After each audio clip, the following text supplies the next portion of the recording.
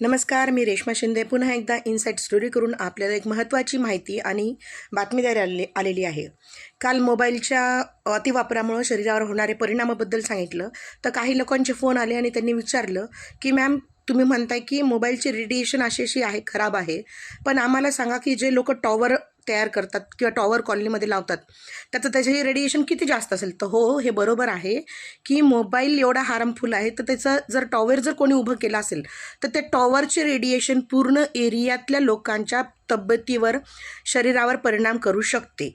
त्यामुळे टॉवर जर कोणी वैयक्तिक स्वार्थासाठी आपल्या घरावर बसवत असेल तर त्याचे देखील काही नियम आहेत. एखाद्याने जर टॉवर आपल्या घरावर त्याला 25 किंवा 50,000 मिळतात म्हणून बसवत असेल तर त्याच्या नियमानुसार त्या व्यक्तीच्या जवळपास कॉलनीमध्ये तो राहणारा नसावा, तो एकटा राहणारा असावा.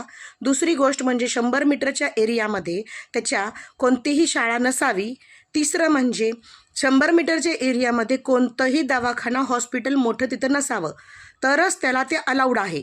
आणि जर त्याच्या आजूबाजूच्या शेजाऱ्यांनी जर ह्याच्यावर ऑब्जेक्शन घेतलं तर त्याला टॉवर बसवता येत नाही. हे सर्वांनी लक्षात घ्या. मागे 3-4 वर्षापूर्वीच आपल्या पुसदचीच घटना आहे. टॉवर एक जण आपल्या स्वार्थासाठी आपल्या घरावर बांधत होतं आणि तो तिथं राहणार नव्हता म्हणे, पण टॉवर त्यांनी बसवलं होतं कारण त्याला महिन्याला भरपूर पैसे भेटणार होते. परंतु त्या लोकांनी माझ्याशी कॉन्टॅक्ट केला. त्यानंतर मी त्यांना नियम व अटी समजून सांगितले.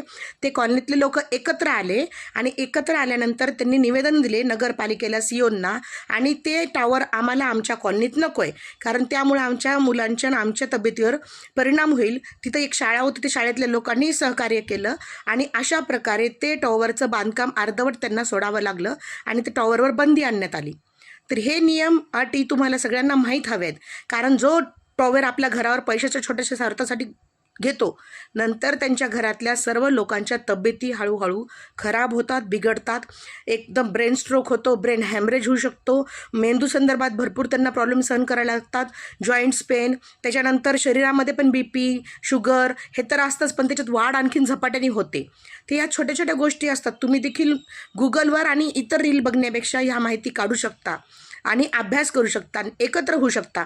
संघटनेची किंवा संघटित होण्याची शक्ती खूप महत्त्वाची आहे. त्याच्यामुळे सगळ्यांनी लक्षात ठेवा आणि या गोष्टी फॉलो केल्यानंतर तुम्हाला आयुष्यात कोणते प्रॉब्लेम येऊ नये. म्हणून टॉवर जर कोणी वैयक्तिक स्वार्थासाठी बांधत असेल आणि शेजारी पाजारींची त्यांची इच्छा नसेल तर त्यांना तुम्ही विरोध करू शकता. हे नियम अटी लक्षात घ्या, एकत्र व्हा आणि काही सहकार्य लागल्यास आम्ही तर सोबत आहोत.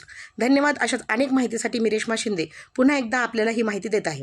थँक्यू. चॅनलला लाईक, शेअर, सबस्क्राईब करायला विसरू नका.